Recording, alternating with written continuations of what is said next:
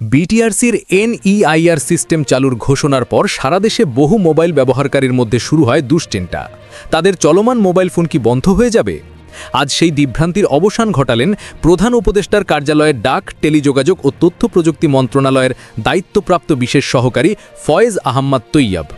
বুধবার তিনি নিজের ফেসবুক পোস্টে স্পষ্ট করে জানান, বর্তমানে দেশে কেউ যে মোবাইল ফোন ব্যবহার করছেন সেটি বৈধ হোক বা অবৈধভাবে কেনা, কোনোটি বন্ধ হবে না।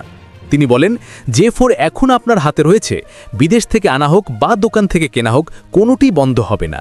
আপনার ব্যবহৃত ফোন বন্ধ হয়ে যাবে এমন আশঙ্কা সম্পূর্ণ ভুল। তাহলে সমস্যা কোথায়? ফয়েজ আহম্মদ তৈয়ব জানান, 16ই ডিসেম্বরের পর থেকে চোরা পথে নতুন করে দেশে আনা হ্যান্ডসেট অবৈধ হলে সেগুলো নেটওয়ার্কে আর সক্রিয় হবে না। অর্থাৎ সাধারণ ব্যবহারকারীর চলমান ফোন নিরাপদ, কিন্তু এরপর থেকে নতুন অবৈধ ফোন আর নেটওয়ার্ক ধরবে না। এছাড়া ক্রেতারা এখন থেকে দোকান থেকেই একটি এসএমএস-এর মাধ্যমে ফোনের বৈধতা যাচাই করতে পারবেন। আরও একটি বড় স্বস্তির খবর, যে কেউ বিদেশ ভ্রমণে নিজের ব্যবহারের ফোন ছাড়াও অতিরিক্ত একটি মোবাইল ফোন দেশে আনতে পারবেন।